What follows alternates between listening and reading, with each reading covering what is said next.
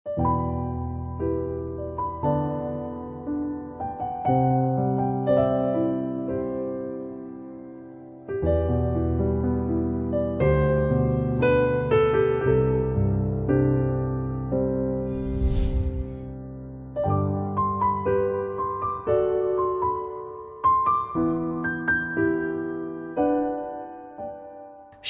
jemaat yang dikasihi Tuhan, damai sejahtera Allah penuhi hati kita semua.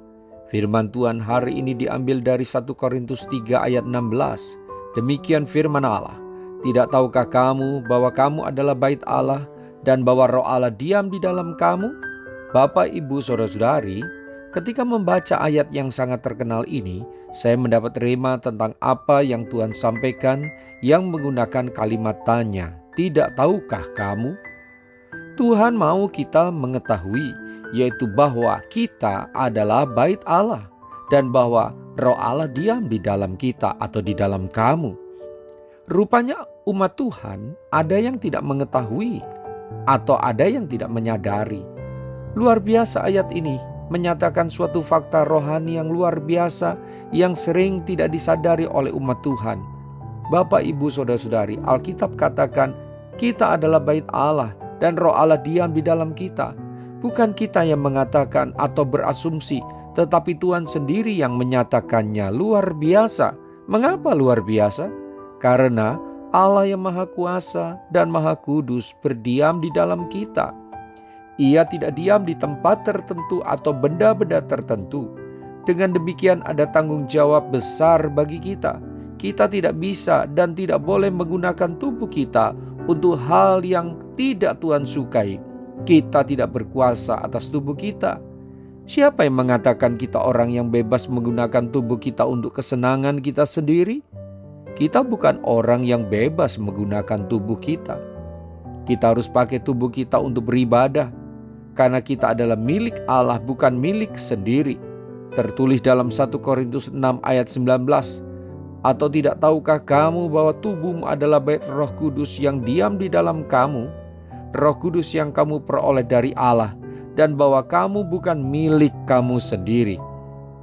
Karena Roh Allah diam di dalam kita, maka jika ada yang membuat bait Allah rusak dan tidak kudus, maka ia akan berurusan dengan Tuhan. Gunakanlah juga tubuh kita sebagai sarana beribadah kepada Allah. Gunakan tubuh kita dengan benar, jangan merusaknya. Tuhan akan membinasakan orang yang menggunakan tubuhnya seenaknya.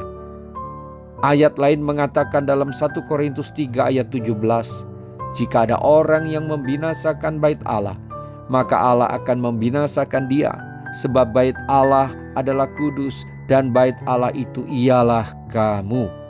Anda dan saya bertanggung jawab untuk hal yang luar biasa ini.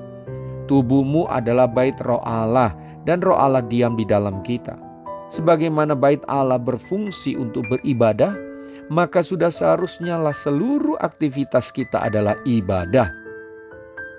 Bahkan perkataan kita, perbuatan kita, pikiran dan perasaan kita harus kudus dan merupakan perwujudan dari ibadah kepada Allah. Mari kita berdoa. Tuhan Yesus, mampukan umat-Mu untuk hidup dalam kebenaran. Kiranya semua perkataan, perbuatan, pikiran dan perasaannya merupakan bagian dari ibadah. Roh Kudus menyadarkan kami bahwa di dalam kami ada Roh Allah yang kudus. Silakan Tuhan, Engkau berkuasa penuh atas hidup kami. Kami menyerahkan hidup kami untuk menjadi bait-Mu yang kudus dan berkenan kepadamu. Kami tidak ingin menerima hajaran akibat melalaikan tanggung jawab kami, yaitu menjaga kekudusannya. Mulai hari ini kemana kami pergi, apa saja yang kami perbuat dan perkatakan, akan kami kendalikan dan sadari sebagai perwujudan ibadah kami kepadamu. Dalam nama Tuhan Yesus, haleluya, amin. Sampai jumpa besok dengan suara gembala, firman Allah yang hidup. Tuhan Yesus memberkati.